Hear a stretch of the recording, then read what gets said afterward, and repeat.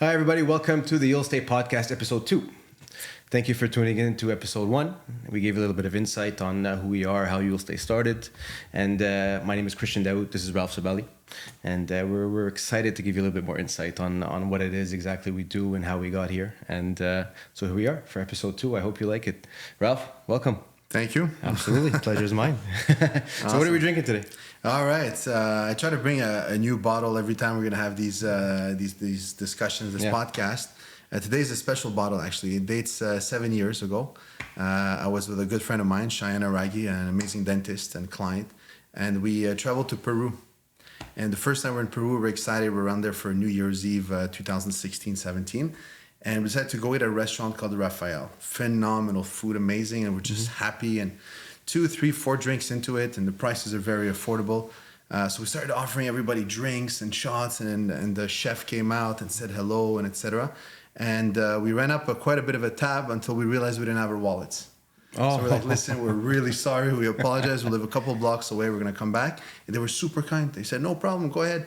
So we went back. We got our wallets. We came back to the bar, and it was almost closing time. It was like 5-10 minutes left. We're about to pay our tab, but we just had another drink. And then one thing leads to another. More shots to everybody. Of course, yeah. Chef is there. Restaurant's been closed for an hour.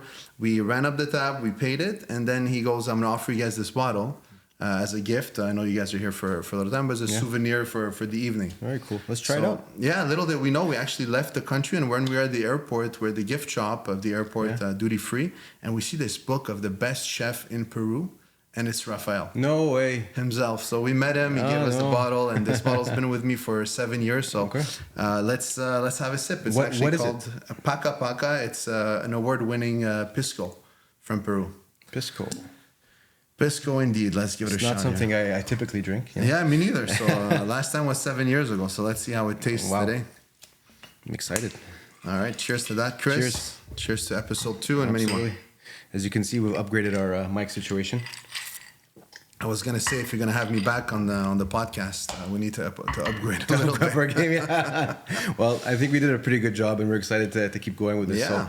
So, again, just to continue on, and I'm gonna ask you a couple of questions this time. Sure. The first question comes to mind is, Yulstay started. How did it come about? How did you get into real estate? Few people know that you have a CPA, CMA background. Yes. You're actually an accountant. The dark years.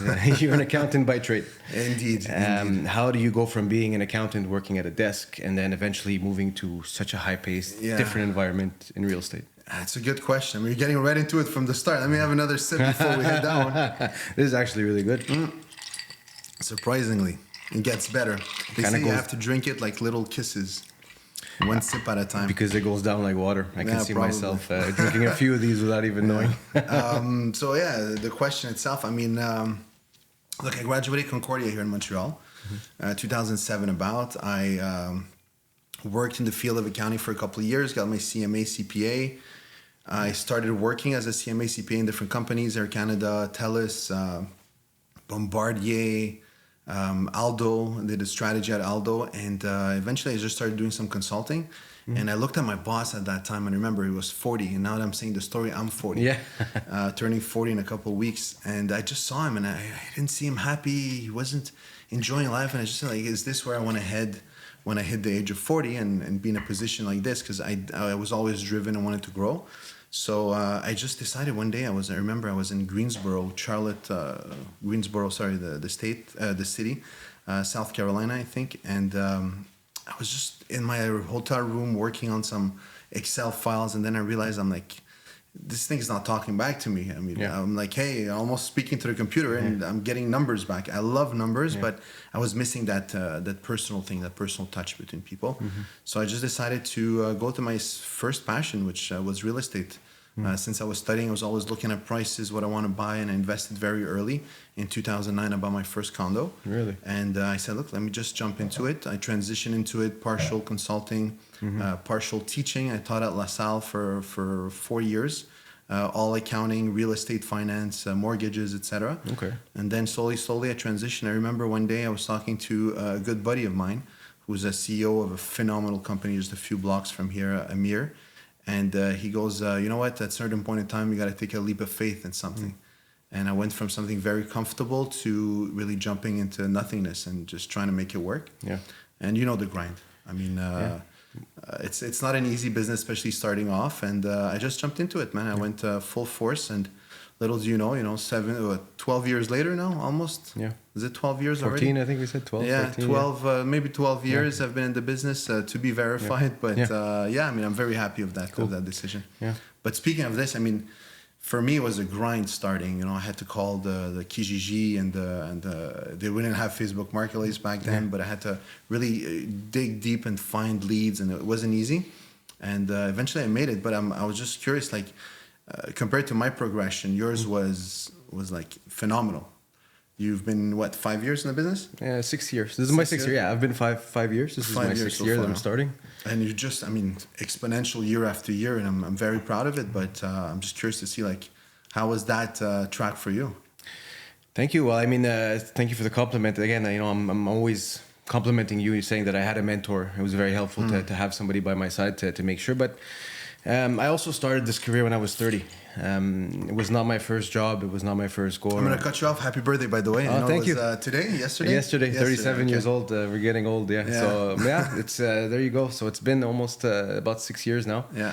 So I was 31 when I started, and I tried a few things. I did everything from restaurant business, hotel business, worked in finance for a few years. I went back to school, and I said, you know what, I'm not happy. Same way you were, in the finance, I wasn't happy, and I said, okay, I got to switch something. Went back to school, wasn't sure what I'll do. As I was getting out of school, that's when I reached out, and we covered this on the last segment. But once you started, I mean, you started it was progression that was. I mean, any new broker would be envious of having the same kind of progression. Well, that was it. That was it for me, right? It was. I knew at 31, like, there's no flick-flacking and changing again. It's that was it. And I had known, I said, you know what? I see myself in this business. You got to commit. I had to commit. I had to commit. It was something I like about it. That's, it offered me that freedom, sometimes to a detriment, which we covered. But it's you're in charge, and there's no ceiling, as you said, right? You can go and push yourself. So I knew I was in a good position, and I committed. And it wasn't easy, I had ups, I had downs, still continue to have ups and downs. Another segment we'll be excited to cover. But I think I really just had to go through it, and I pushed myself, and I said, I had no excuse. I had no excuse. I had a bag full of tools that I had from the previous experiences, from my education, and a mentor again in you. And I said, I have no more excuses. Let's go. And day in, day out, whatever it took, just to come out. So I think that helped. A little bit of a real estate boom did help in 2020, 2021, 22. Market was great, but I had done the groundwork prior when I started. Just to make sure that when that boom did show up, I was ready. Yeah. And I think that's what a lot of people need to do now, is that we're a little bit of a down. It's always vague, right? It's always ups and downs. Are you ready for the next up? And we tell our clients that too. Position yourselves for the next up. Now it's tough. It's fine. Bite the bullet for a couple of years. Take a loss. There's opportunities in every market. That's the reality. You just got to get creative. How does the saying go? Do you know it? No. Well, it's like in every crisis there's opportunity, something like absolutely. that. So it's definitely in times of chaos there's opportunity. Yeah. That's the one. So I think that's what it is, and just a real drive and hunger to succeed, and not taking no. I'm pretty hard-headed sometimes. That when I get no, it's like, why no? And I was doing funny things. It's a good quality to have as a realistic in any position of sales, right? You got to keep asking for the sale. Yeah, I don't know if you remember one that comes to mind. One of the first ones. A rental owned by a Chinese gentleman in the Yule project. Yes. And we were so close to getting the rental, but he's like, I don't know how communication and whatnot. I didn't take no for an answer. He didn't want to work with us. What did I do? I went on Kijiji and found a translator. I found a translator, Mandarin, English. I'm like, listen, I need you to translate for me. And we made it happen. We got the contract. We rented it. And we almost had a partnership with that person, actually, if I remember. Yeah. Absolutely. So, just never take no for an answer. Good job. One of my biggest things. We're trying to grow the team. We're trying to find new brokers to join. And we're trying to see how to really just expand a little bit what we're doing. Hence the podcast, hence, the office. And we can talk about everything eventually. But one thing that's very important is, like, we're looking to grow the team, Absolutely. And one important point that we always try to convey to the new brokers that we're trying to hire is, do they have that drive, that grit. Dog in them, the grit. And I'm just curious for you, like, as we're trying to grow the team, like, how would you position our company with new brokers in general? Like, what's the it factor for Yulstay?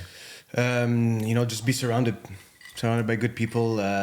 We want people to succeed. We really, and that's why we're selective with the people who are joining too. Is that Definitely. we're going to be investing our time. We're going to be investing our resources and methods and training them from the ground up. And showing them what we did exactly. And again, as I was saying previously, they have to make it their own, but we give them all the tools to succeed. Yeah. And just find that one with the grit that's ready to push and not take no for an answer is what we're looking for, right? So as long as you can dedicate yourself in terms of time and effort and be willing to soak everything up like a sponge, I think you'll be in a good position to succeed, and we've again, we worked in your living room. Yeah, and then, So now we have a little bit more tools that we can offer brokers in a stunning new office, and we're investing in a lot of tools that are coming up with marketing and social media, things that we'll cover.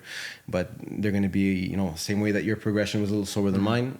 Mine is going to be a little slower than the next one. Yeah. So the next one behind us is going to be able to progress much faster. they're going to have much it quicker. easy, basically. That's what you're Sure, saying. that's the easy way to put it. Yeah. I remember when you joined, and one thing that was important for me at the beginning was to find somebody that I could spend the time with and be able to at least see a potential, see that grit, see that dog, see that drive. Yeah. Because if you're going to be investing a lot of time taking somebody under your wing, you want to know that you're investing the time in the right people. Absolutely. And I did that with you, and the idea now is that you want to do it to somebody else, and now I have a little bit more free time. You're flying with your own wings, so I want to find somebody that I can convey that now for the next generation. Yeah, and so on and so forth. No, that's it's going to be an exciting time, I hope. Yeah, absolutely. No, we're excited. We're excited. The future looks bright. But I want to know a little bit more. When you started, I'm saying that when you switched over from your previous job, obviously that had to have a personal impact on you, right? A lot of people, they come on board to this field, and the people who are going to be coming on our team, again, it comes back to sacrifice. So what kind of sacrifices did you do? How did that impact you going from a corporate job where things are a little bit more level, and then going into real estate, and now also you're a father, right? You have a beautiful 3-year-old son, and I'm sure that's changed the dynamic greatly. So tell us a little bit more about it. Yeah. I mean, I always feel that you need anchors in your life. You need something, someone that's going to help you just stay on your 2 feet, In my 20s, when I started doing the switch, I had more energy, I had more time, I could afford, taking on things that I was going to learn from that weren't necessarily going to be successful, but the lesson was a success in itself. So I definitely had a lot of that in my 20s. In my early 30s, before I met my wife, I was kind of like a wandering boat in the ocean. I'm going with the waves.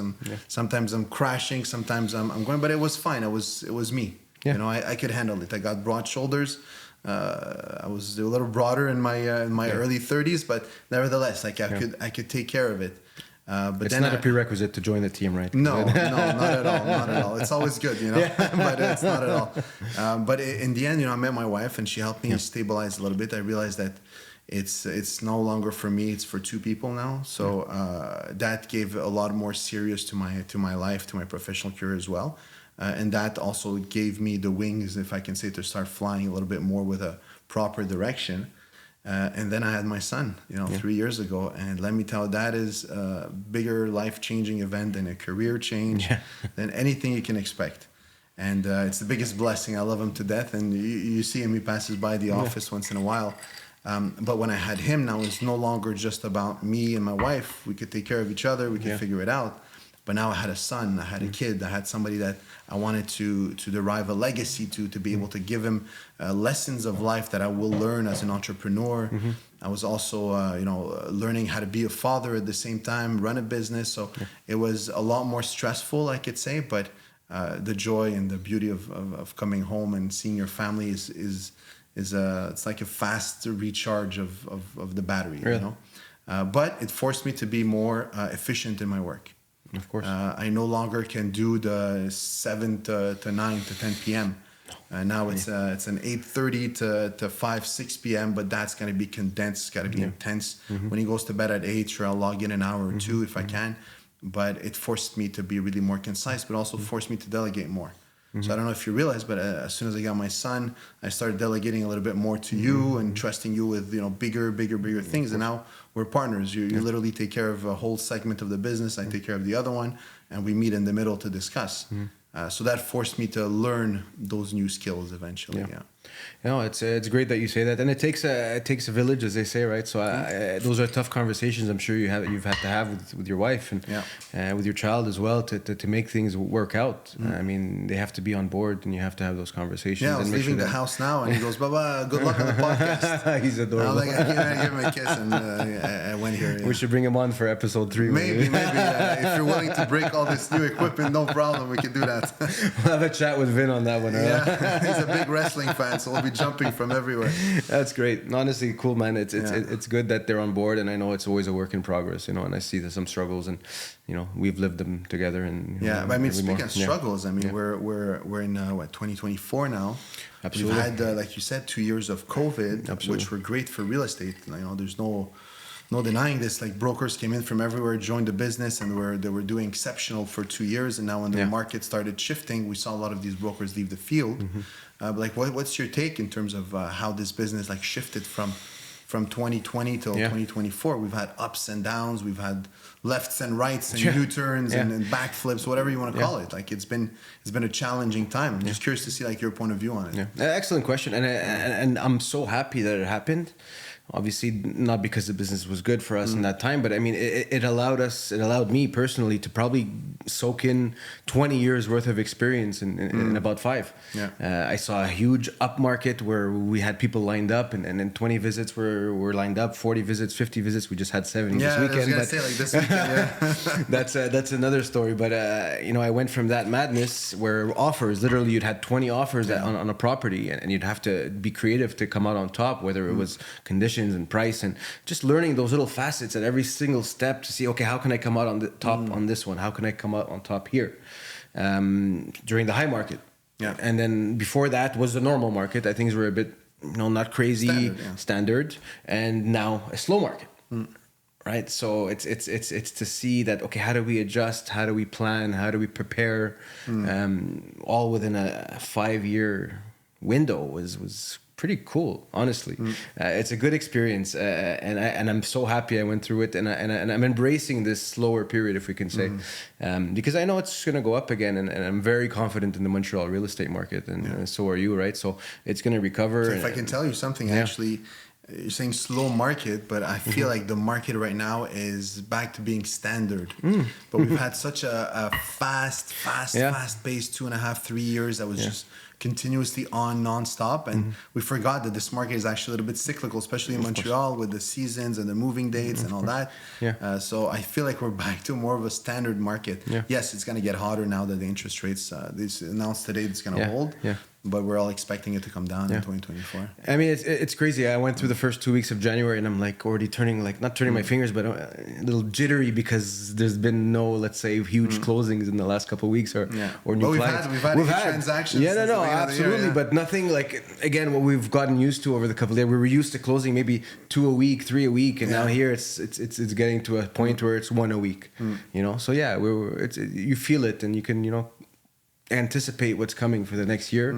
I think it'll be good. I'm excited for what's going to come, and hopefully the rates do start coming down. But again, a 5% interest rate on a mortgage is not that big. You know, it's nothing to be scared about. And I know that the real investors, again, the real buyers, they're positioning themselves to face a good market that's coming in the next couple of years, where, you know, people will be lined up for properties again, and I'm excited for that. It was fun. It was a fun time. Yeah, absolutely. It was a fun time. But I mean, it leads to the other question: is that more standard market, if you said, but what led us to switching office? And you know, we spoke about a lot of change on the last podcast. Yes. How could you credit the change that we've gone through and the decision to make that change in an uncertain market, if you will, with lots of stuff going on? You know, it's a very good question. I know. I think that good questions. But I think we were at a point in time in our company where we needed to grow, and we outgrew a little bit where we were. And I'm not the kind of person that's going to take small steps. I've made more of a like take the big step and then, you know, readjust along the way if you have to. And I just figured that, you know, if we have a little bit of a slower market versus what we're used to, what better time than now to invest the time and the energy to position yourself to be successful once the market recovers, right? So we started back in March. We bought this place and we started renovations. We redid the logo, we did the merchandising, we redid the marketing, we redid switched agencies, and all that. I'm just enumerating a list of things that could be endless, but each of those required a lot of time. And if we were to start doing this once the market recovers, it would be botched job. We would never be able exactly. to. Exactly. We wouldn't be where we are today. So I figured, let's invest a little bit more of our time, energy, and money into positioning ourselves to be ready when the market recovers. And here we are. You know what? The market is recovering, in my opinion, already. Yeah. So we're positioned. We don't have to worry about where we're gonna go to work. We have this beautiful office, beautiful branding, merchandise. Team onboarding already set up, so we're really positioned to grow the team and grow the business. I mean, we've invested a lot of time and money, as you said, in systems. We've tried some things out, whether it's CRMs and backends and workflows and Dropboxes and Gmails and social medias and marketing and social media and marketing and social media and marketing. Speaking of social media, actually, we're working on something pretty cool. Yeah, man, I'm excited. Yeah, I mean, we finished, I think, the last podcast, and we're talking about social media, and it's been almost a month since the last one. Yes. Yeah. It is. Yes. Yeah, and we've taken a big stride. I think we're going to be embarking on a good social media spending, strategy, advertising. We're going to do some cool stuff. Yeah. Yeah. I'm banking on you on this one. This is all on you. This is all. I mean, a good part of it's going to be on me, but I know that the trust lays in the groundwork that I've been doing over the last. I mean, we've tested, right? We've tested, we've talked, we've tried, we've made the mistakes. You've given that leap of faith, if you will, towards what we've been doing.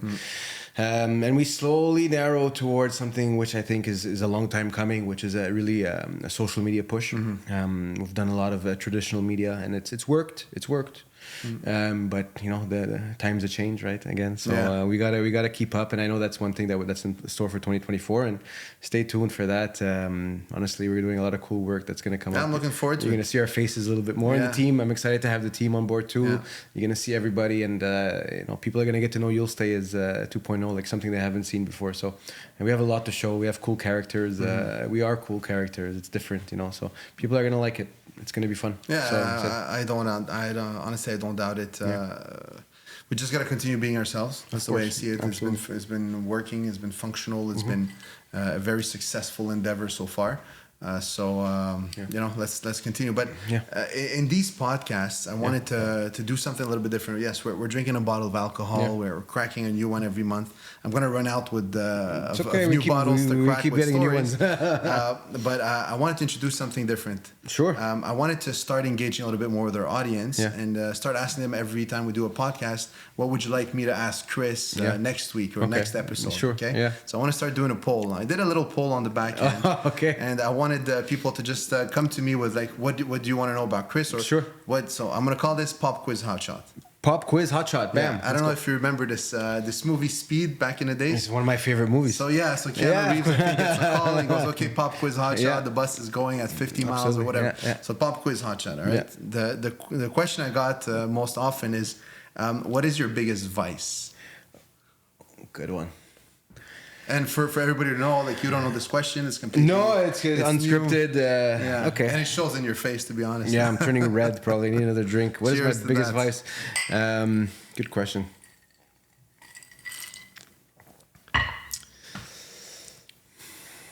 Are you going to answer what you think my biggest vice is afterwards? Or you got to come up with your own. I got to come up with my own. I like to bite off more than I can chew sometimes. Okay. I think this is, to a fault, is something that, is a good thing. Is a good thing. But apply it on a real personal level, on a Chris Dawood level. Personal level? Oh my God. Really putting me on the spot here. I see you're struggling. So clearly you never thought about it. That's a pop quiz, but I have many. Obviously, I'm not... many vices. Okay, pick one. Pick one. Pick one. Give us the reality of it. Okay. My vice. I like to eat a lot. You like to eat a lot. Okay, that's you fair. know, I'm an active guy. I do lots of sports. I play hockey. I go to the gym, but it's just I like to eat. It's been a problem that's followed me for many years. And if I got to open up on one thing, it's got to be that. You know, my mom was a great cook. My mom was a great cook. She made it. You know how it is, right? We just eat some great food, and you got me sweating here. Like, what kind of food is it? Poutine? Is it? No, I eat well. I mean, who doesn't like that stuff? But I eat well. Generally, I eat well. I love all my veggies. I like everything. That's the problem. Is that there's nothing. The great American diet. Almost nothing you can feed me that I'll say no to, right? But it's quantities, managing quantities, and I've seeked help left and right. But it's a work in progress that I keep working on, to be honest. So, all right. That's one vice. Yeah, I guess you can say that. Fair enough. I got you sweating. We're burning a few of these calories at least. Good. Okay, I'm gonna get you next time. All right, man. Honestly, Chris, a pleasure to have this chat and drink with you. Cool, and man. Looking forward to the next one. Yeah, no, of course. I mean, we're not done, are we? Yeah, we're done for today. Cheers, brother. Cheers. Take care.